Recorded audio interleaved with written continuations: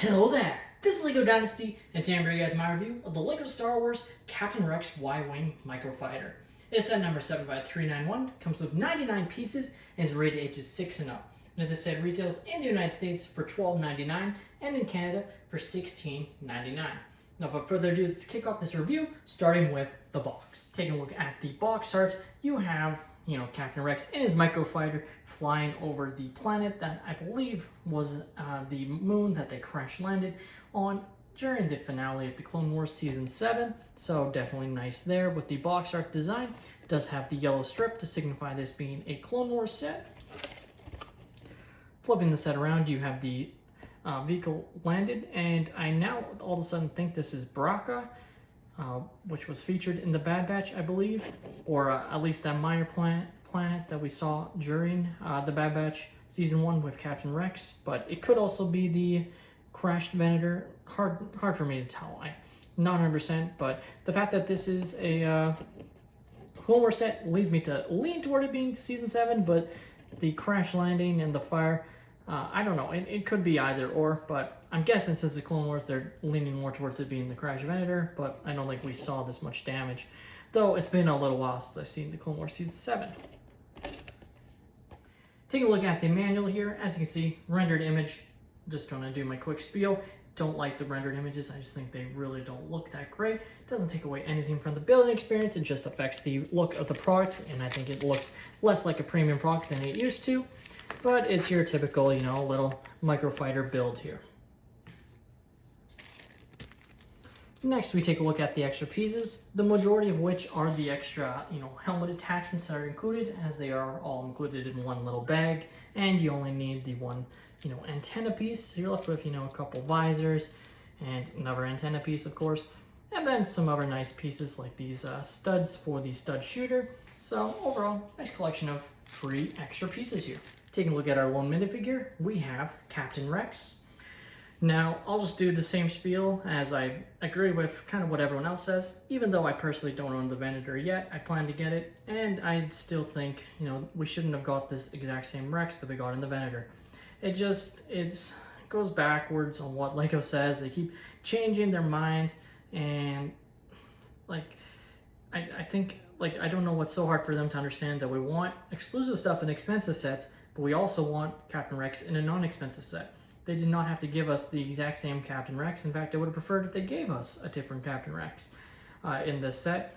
Don't get me wrong, it's great to get this one with all the arm printing, even leg printing that might not have been included in a regular playset had they not done this.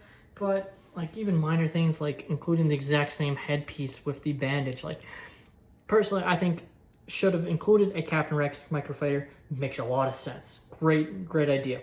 Didn't need to have the arm printing that was exclusive to the Venator. Didn't need to have the Captain Rex bandage that was exclusive to the Venator. I actually think I would have preferred that, as then they could have just had this be a Captain Rex microfighter, but it didn't have to have him with the bandage. That would have been fine. It could have just been a regular clone head, and it's just little things like that. So if you're really happy, again, I'm not an investor. I didn't buy Captain Rex online or anything like that. But I just still disagree with LEGO's decision here to give us the exact same Rex.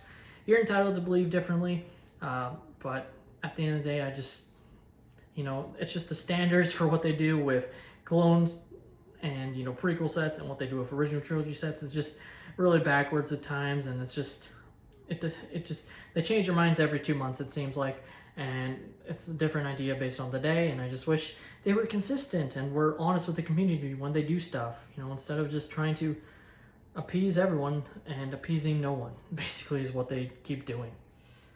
Take a look at the microfighter. Of course, I would have greatly preferred getting an actual Captain Rex Y-Wing in a playscale set based off Clone Wars Season 7 with Ahsoka, with R7, and with preferably, obviously, Rex and R-Trooper Jesse. I think that's what a lot of people were hoping for.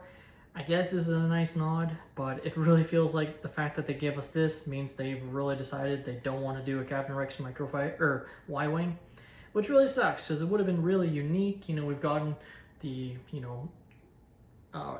Rebel Edition Y-Wings. We even got the Clone Wars yellow version, so it would have been really cool to get a 501st blue Y-Wing. Would have been a unique set, and just frankly would have sold out easily, even with the issues with clone troopers that people have, easily would have sold out and been a very popular set, but I don't know why. LEGO's just decided not to make that set. Nice of them to have a nod, I guess, but it's still not the main thing that people want.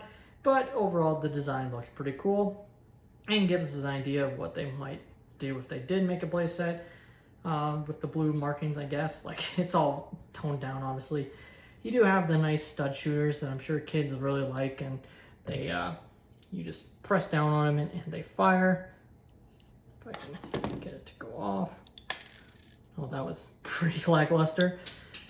That was a little bit better, but you know, generally you can fire off your studs and lose them unless you happen to see where they land right away, which I don't know where that second one went, but then easy to reload, of course, and that's why they give you extra studs there. The other main feature, if you want to call it that, is being able to place Captain Rex into the pilot seat there, which looks pretty fine. And, you know, no landing gear or anything on a set like this. Not that that's to be expected. It does have the nice purple thrusters there, and that's basically it. My thoughts on the set art is I really hope LEGO takes the feedback regarding the set seriously and, like, really figures out what people actually want.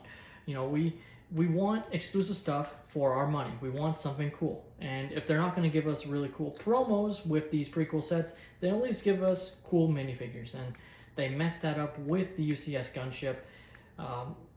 And now they've messed it up with the UCS Venator. You know, I guess Yularen is still exclusive, and that's great. And I'm praying they keep that version exclusive to that set, because I think that's important. Like, I think it's important to have something that's nice to get. And I know it sucks that not everyone can have the UCS Venator, but if LEGO's going to charge their prices, then that's just always going to be the case, and that's the life of capitalism, you know. So if that's what LEGO wants to do, then that's what they should do. But again, I don't like the precedent they set here, especially, you know, you look at what they did with the Luke Skywalker X-Wing mech, and you don't get the UCS exclusive Luke Skywalker in that set, but you get the UCS exclusive, or now non-exclusive, Captain Rex in this set. You know, it's just, why does the Luke Skywalker X-Wing figure get, like, in the end, it doesn't matter. It really doesn't. Like, people would have been ecstatic to get a Captain Rex. I don't think it needed to have the special face print or arm printing on this version of the character. I think you could have kept that exclusive to the Venator, and that would have been a-okay in everyone's eyes, and you probably would have saved, you know, a couple cents on this set and added that to your bottom line with the mass production of this set, saving on those printing costs. But at the end of the day, that's all my opinion. I know this will probably get some downvotes. You know, either you agree with that opinion or you don't. Fine with me. That's just my opinion, and if you don't like it, that's fine. If you have a different one, that's fine. We're all entitled to our opinions. It doesn't have to be one is better than the other. It's just we have different opinions, and that is a-okay in life, because not everything is going to be agreed upon 100% of the time. But at the end of the day, that's all my opinion. Let me know your thoughts on the set in the comments down below. Please leave a like if you have enjoyed, and have a great day, everyone.